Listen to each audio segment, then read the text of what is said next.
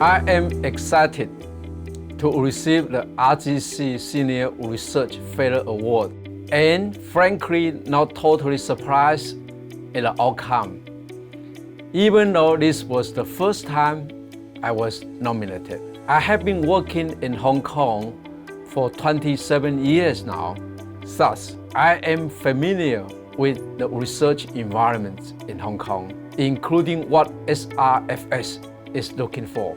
There are different ways that this scheme can support my research.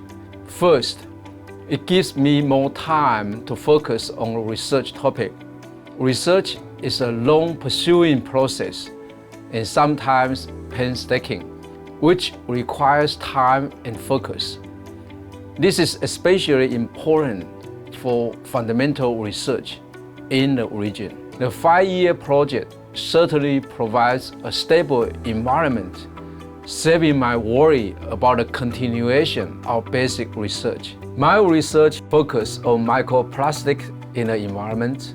Even though the presence of microplastics, the so-called microplastic pollution, has been recognized for decades, the real impact of these microplastics is just starting to be revealed. We start from an ignorance of their presence to now worrying about their impact on human health, not to mention environmental health. This project will bring some very innovative approach to study how microplastic trafficking in aquatic environments, and during their journey, what will the transient and long-term impact be? Finally, we will use modeling to capture these dynamic processes. This project will bring together multidisciplinary approach to address an important and emerging environmental problems.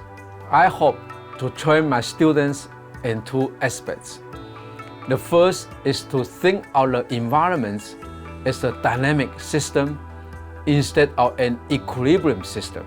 The second is to think about the environment in a quantitative instead of qualitative manner. The pillar in environmental science is to use mathematical models to describe the complicated and inherent process of an environment system. I have a very strong feeling that we are now in a golden time of conducting innovative research in Hong Kong. Research funding has been increased, which was a dream when I was a junior faculty in Hong Kong. My advice to the young generation is to make good use of the increased funding and conduct research that can be potentially beneficial to society at large.